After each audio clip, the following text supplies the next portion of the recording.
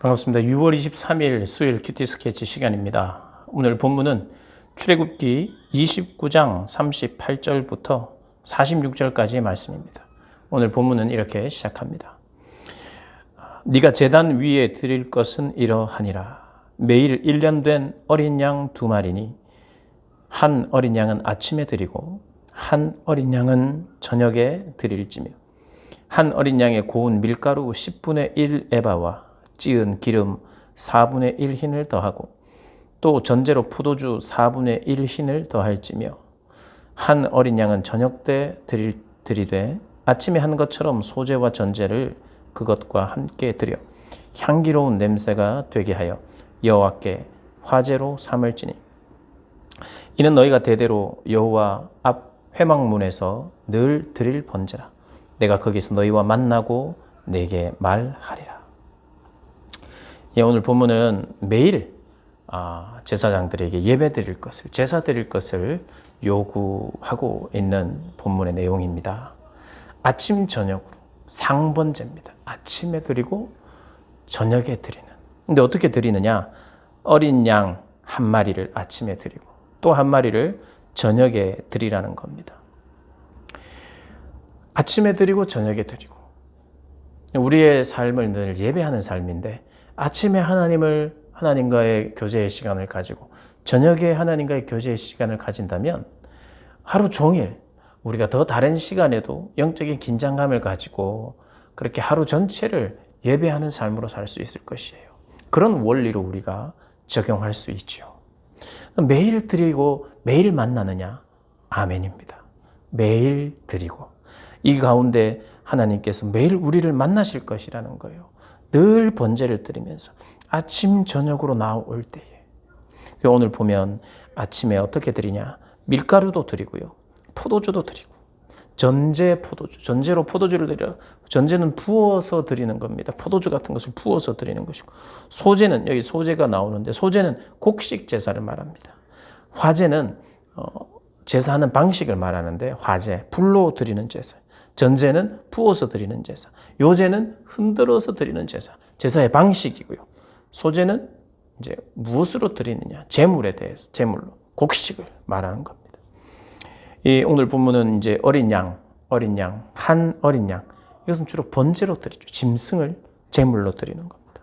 속죄제나 혹 번제를 짐승으로 드리죠. 그런데 이게 바로 하나님께 향기로운 냄새라는 거예요. 제사장들이 하나님 앞에서 거룩하게 되고 자기를 다 태워드리고 자기의 죄를 태우고 자기의 삶 전체를 태워드리는 것을 하나님이 향기롭게 받으셨던 것처럼 우리가 날마다 아침마다 아침 저녁으로 드리는 이 예배를, 이 제사를 하나님은 향기로운 냄새로 하나님은 받아들입니다. 이게 매일 이렇게 하나님께 나아가는 늘 드릴 번제라고 이야기하는데 거기서 너희와 만나고 너에게 말하리라 말합니다. 여러분, 우리 하나님을 좀 다른 데서 만나려고 하지 마십시다.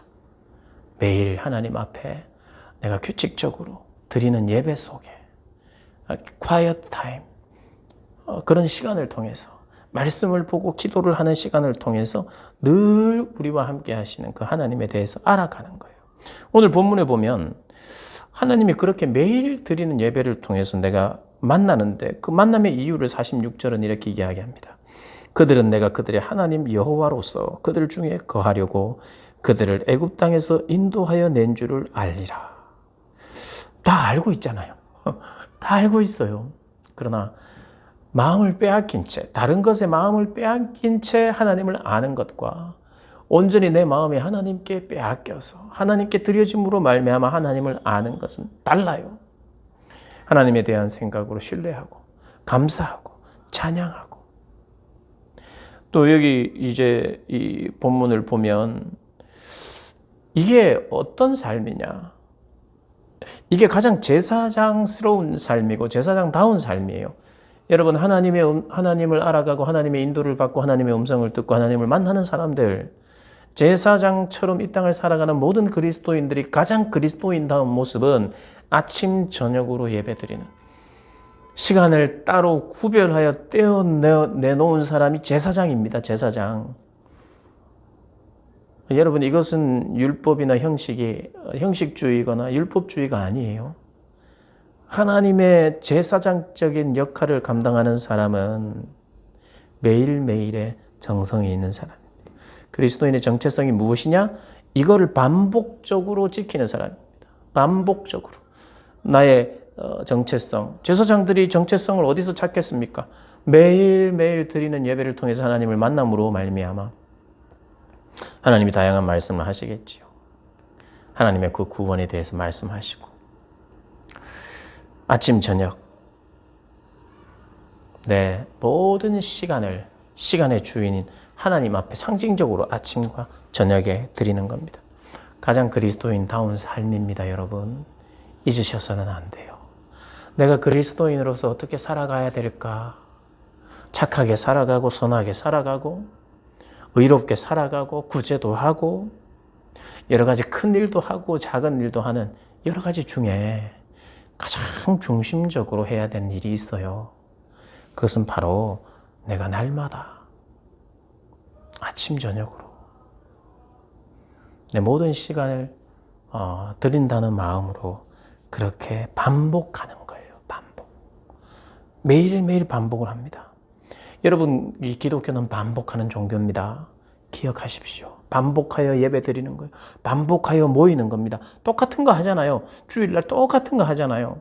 주님 찬양하고 기도하고 말씀 듣고 기도하고 똑같은 것을 반복합니다. 수요일도 반복하고 금요일도 반복하고 새벽에도 반복하고. 그런데 그리스도인의 정체성이 그거예요. 예배 드리는 사람이에요.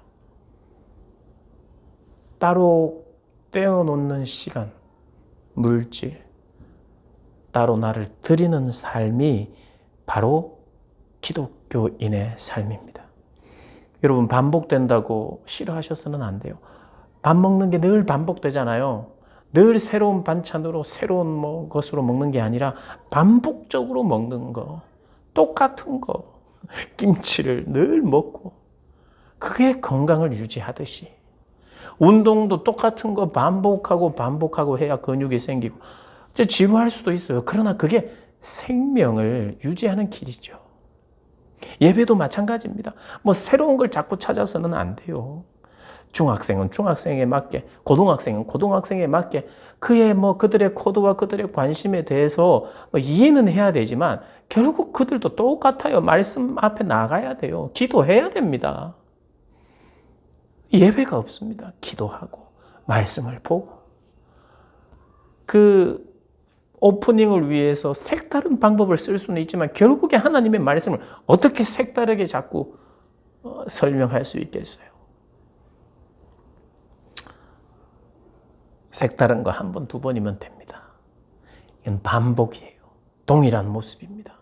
그래서 여러분, 이 동일한 모습 속에서 하나님이 이 모습을 반복하는 그 자체를 향기로운 냄새로 받는 거예요. 우리는 혹 이렇게 생각하는 경향이 있어요. 내가 매일매일 아침 저녁으로 매일매일 드리다 보면 어떤 한 날 덜컥 걸려가지고 그날 특별히 하나님이 쨍한 거 보여주실 거라고 생각하는데 물론 그런 게 없다는 뜻이 아니에요. 그러나 그것보다 더 중요한 것은 그 하루 내가 주님 앞에 드린 예배 그 자체가 향기로운 냄새예요. 내가 잘 정성을 자꾸 2달, 3달 자꾸 반복하다 보면 이게 100일이 채워지면 하나님이 짠 하면서 뭔가를 가르쳐주는 그런 형식을 요구하지 않아요, 하나님은. 그런 작정을 요구한 적도 없습니다. 하나님이 작정하라, 하나님이 금식하라 할 때는 주로요, 나의 거룩과 성결을 위해서요. 나실인 규정을 보면 그 사람들이 거룩해지기 위해서 기간을 정하고 포도주를 입에 대지 않고 머리를 자르지 않고 이런 거예요. 여러분, 작정 기도는 내가 원하는 것을 얻기 위한 작정보다는 물론 내가 원하는 걸 얻기 위한 게 있습니다. 뭐예요?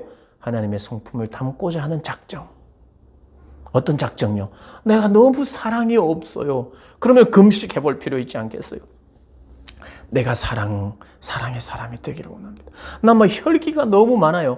이 혈기를 내가 죽이기 위해서 작정하고 금식하고 이런 거 하나님 얼마나 기뻐하실까요? 네, 그런 작정, 그런 기도, 그것이 하루하루 쌓이는 그 자체가 향기로운 냄새예요. 하나님이 필요하시면요, 기도 안 해도 큰 것을 보여줄 때가 있습니다. 그러나 우리가 해야 될 것은 그보다 더 하나님은 하나님의 방법과 하나님의 주권에 의해서 나보다 더 아침 저녁으로 기도 안 하는 사람, 나보다 아침 저녁으로 예배 안 드리는 사람을 크게 쓰실 수도 있어요. 그러나 그게 중요한 게 아니에요. 중요한 것은 나는 날마다 향기로운 냄새를 주님께 드리는 그 자체, 그게 가장 큰 목적이어야 합니다. 그럴 때에 그들 중에 거하시는 하나님, 우리와 함께 하기를 그렇게 원하시는 하나님이시구나 절절히 깨닫고, 그분이 바로 우리를 인도하시는 분이시구나 하며 찬양하고 인정하고, 또 저분이 나의 하나님이구나 이거를 깨닫는다면, 그거 깨닫게 하신대요.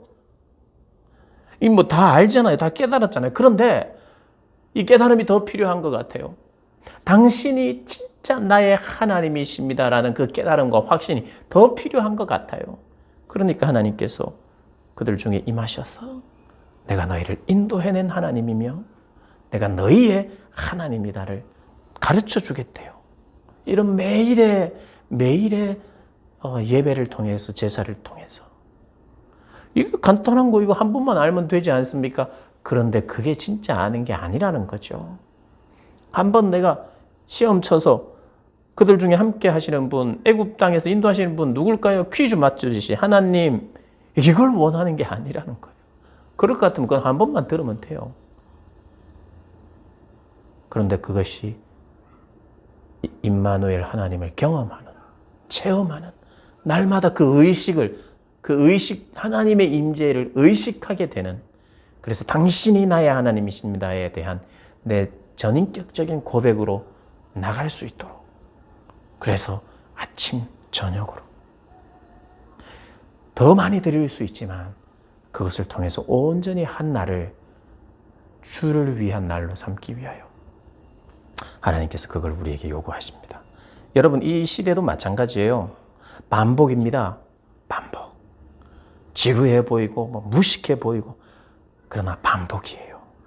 마치 식사를 메뉴가 반복적으로 나오듯이, 메뉴가 신약과 구약이 반복적으로 나오고 창세기와 마태복음이 반복적으로 나오듯, 이게 진짜 내 생명을, 내 건강을 지키는 것이라는 거 잊지 않고, 여러분 그런 규칙과 반복의 자리로 나아가시지 않겠습니까? 그래서 건강을 회복하는 복된 여러분들 되시기를 주님의 이름으로 축복합니다.